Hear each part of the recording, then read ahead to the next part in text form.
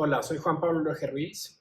Estoy cursando el cuarto semestre en la Universidad Panamericana en la licenciatura de Derecho. Les voy a platicar del término en las modalidades de las obligaciones. Primero que nada, los conceptos de término y plazo se suelen confundir. Y esto no debe ser, puesto que el término es un momento en el tiempo y el plazo es el tiempo entre dos términos. ¿Cómo se ve esto?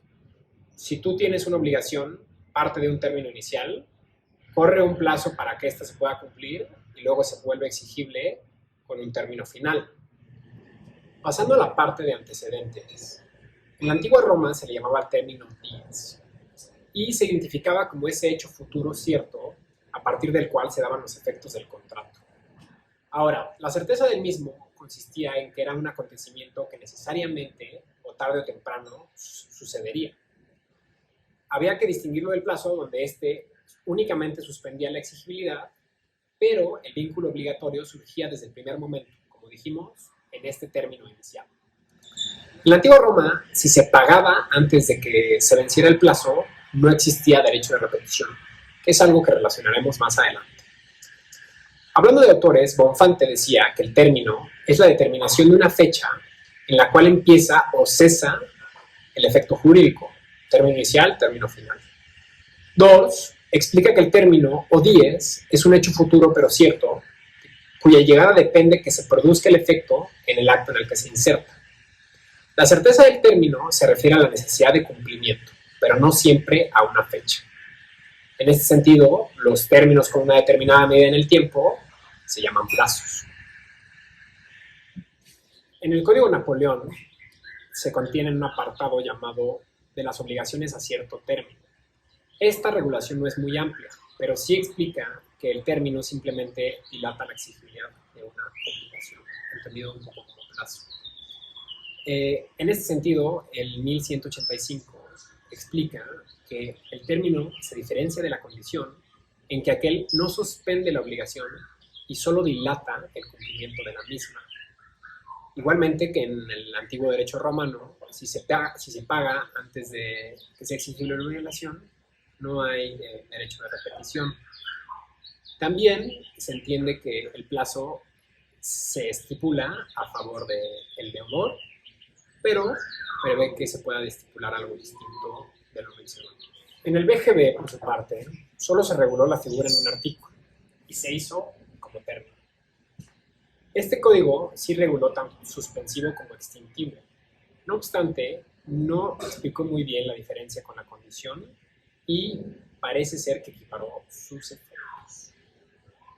El parágrafo 163 explica que si cuando se emprende un negocio jurídico se ha fijado un término inicial o final, se aplican, en el primer caso, las disposiciones existentes para condiciones suspensivas.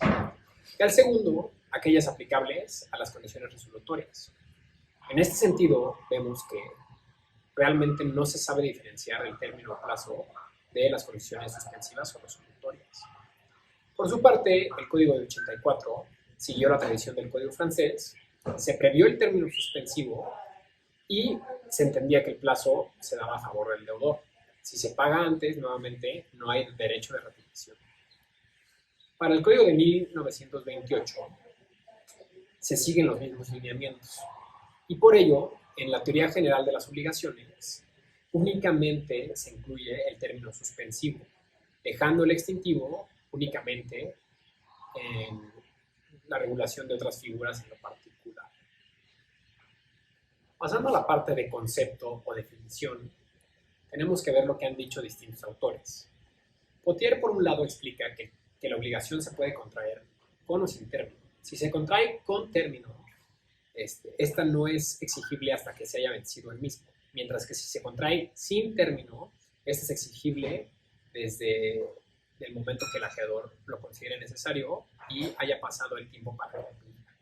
Explica que el término es un espacio del tiempo concedido al deudor para saldar su obligación. Aquí lo asimila un poco a lo que entenderíamos como plazo. No obstante, Fausto Rico explica que el término es el acontecimiento futuro y necesario de cuyo advenimiento depende la exigibilidad o la extinción de una obligación. Paredes Sánchez nos explica que el término es el momento establecido para que una obligación sea exigible o se extinga. Hablando de las especies, el término puede ser suspensivo o extintivo. Será suspensivo cuando suspenda la exigibilidad de una obligación y extintivo cuando al llegar se extinga la misma. Nuestro código en la teoría general de las obligaciones, como ya dijimos, solo regula el primero, que es el término suspensivo. Ahora, hablando de la regulación, hablando de nuestra regulación, el código no define como tal los conceptos de término o plazo. En realidad, nuestro código se limita a definir la obligación a plazo, como refiriéndose a esta sujeta a plazo suspensivo. Esto lo hace en el artículo 1953, el cual explica que es obligación a plazo aquella para cuyo cumplimiento se ha señalado un día cierto.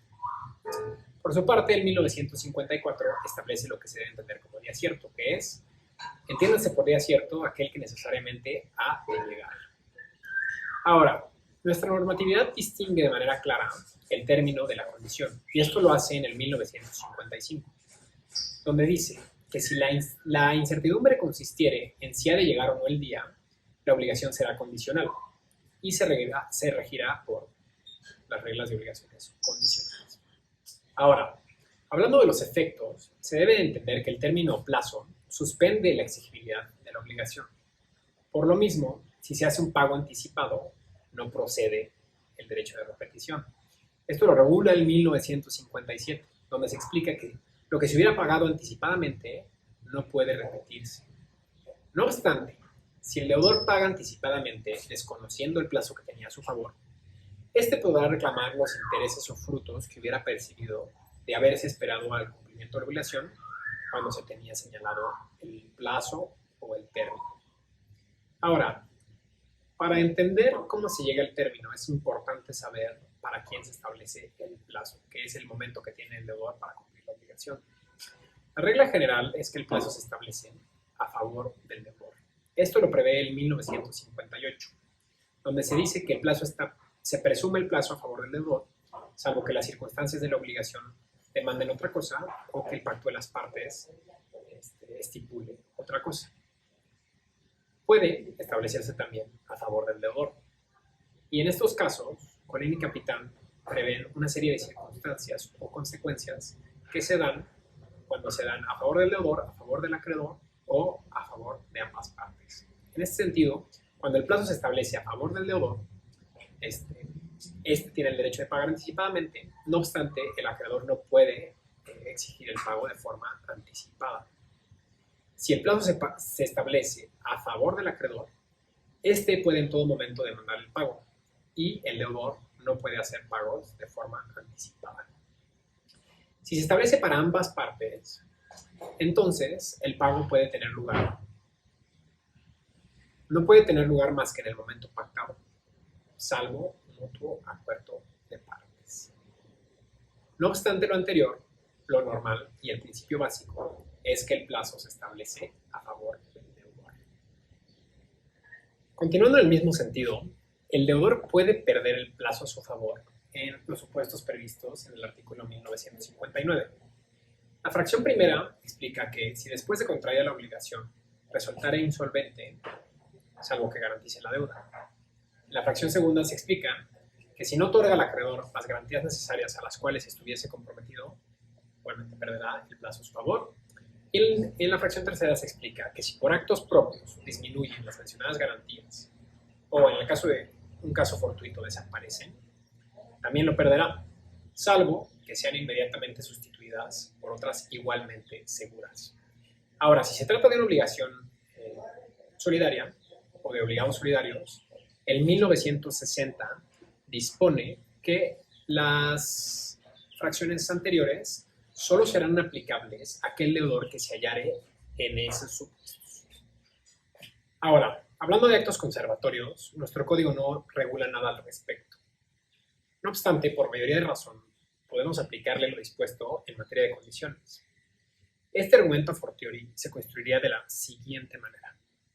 Si un eventual deudor a un derecho que está sujeto a condición suspensiva puede pedir que se efectúen todos los actos relativos a la conservación de la cosa, por mayoría de razón, un acreedor que ya tiene derecho a esa cosa es titular de ese derecho no obstante no puede exigirlo todavía, tiene el derecho y puede pedir que se efectúen todos los actos necesarios para que se conserve la cosa.